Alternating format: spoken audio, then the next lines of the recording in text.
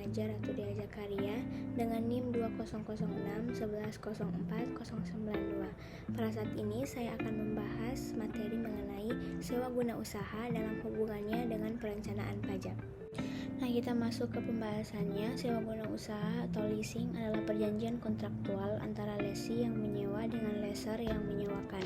Nah, perjanjian tersebut memberi hak kepada lessee untuk menggunakan suatu aset di mana lessee memiliki kewajiban untuk melakukan pembayaran secara periodik atau cicilan kepada lessor sebagai pemilik aset tersebut. Nah, leasing dibagi menjadi dua, yaitu leasing dengan hak opsi atau financial lease, di mana lessee pada akhir kontrak mempunyai hak opsi untuk membeli objek leasing, dan kedua, leasing tanpa hak opsi atau operating lease, di mana lessee tidak mempunyai hak opsi. Selanjutnya, perbedaan lessee and lessor. Lessee adalah perusahaan atau perorangan yang menggunakan barang modal dengan pembiayaan dari lessor. Lessee dilarang menyewa guna usahakan kembali barang modal yang disewa guna usaha kepada pihak lain. Sedangkan lessor adalah perusahaan pembiayaan atau perusahaan sewa guna usaha yang telah memperoleh izin usaha dari Menteri Keuangan dan melakukan kegiatan sewa guna usaha. Lessor hanya diperkenankan memberikan pembiayaan barang modal kepada lessee yang telah memiliki NPWP, mempunyai kegiatan usaha, dan atau pekerjaan bebas. Selanjutnya, kriteria financial lease, di mana jumlah pembayaran selama masa sewa guna usaha pertama ditambah dengan nilai sisa barang modal harus dapat menutup harga perlahan barang modal dan keuntungan lessor. Masa sewa guna usaha sekurang-kurangnya 2 tahun untuk barang modal kelompok 1, 3 tahun untuk barang modal kelompok 2 dan 3, 7 tahun untuk barang modal kelompok bangunan. Perjanjian sewa guna usaha memuat ketentuan mengenai opsi bagi lessee. Selanjutnya, dalam pasal 16 Keputusan Menteri Keuangan nomor 1169 tahun 1991 mengatur mengenai ketentuan perpajakan bagi lessee yang melakukan transaksi financial lease sebagai berikut. Yang pertama, lessee tidak boleh melakukan penyusutan atas barang modal yang disewa guna usaha sampai saat lessee membeli barang tersebut. Yang kedua, setelah lessee menggunakan hak opsinya membeli barang modal yang disewa guna usaha, maka lessee boleh melakukan penyusutan dengan dasar harga opsi barang modal yang bersangkutan. Yang ketiga, dalam hal masa leasing lebih rendah dari ketentuan, maka dilakukan koreksi atas pembebanan biaya leasing dan diberlakukan sebagai operating lease. Yang keempat, lessee tidak memotong PPh pasal 23 atas bunga leasing. Selanjutnya, sales and leaseback, di mana perusahaan menjual asetnya kemudian menyewanya kembali. Nah, keuntungannya yaitu perusahaan akan memperoleh uang dengan cepat dan perusahaan bisa tetap memakai aset yang dijual tersebut.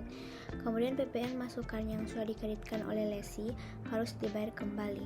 Nah, atas penyewaan kembali aktiva tersebut, maka lessor harus memungut PPN.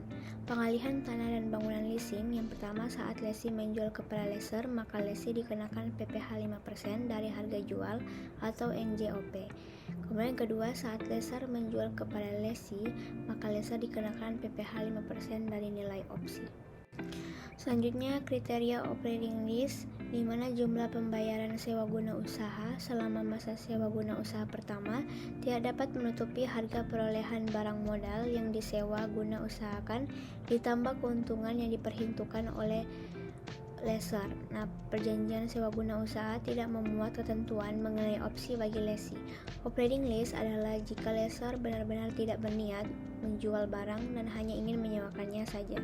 Apabila dilakukan sell and leaseback, maka selisih harga jual dengan nilai buku aset dibukukan sebagai keuntungan atau kerugian yang ditangguhkan, yang harus diamortisasi secara proporsional.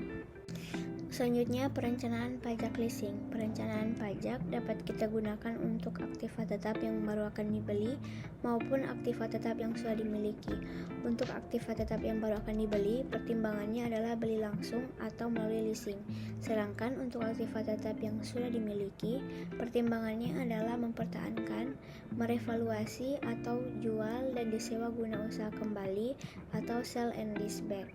Hal pokok yang perlu diperhatikan dalam perencanaan pajak untuk hal ini antara lain adalah yang pertama, apabila membeli secara langsung, maka jumlah yang dapat dibiayakan dalam rangka menghitung penghasilan kena pajak adalah biaya penyusutan. Yang kedua, biasanya biaya penyusutan antara lain ditentukan oleh metode penyusutan dan umur ekonomis yang telah ditetapkan oleh peraturan perpajakan.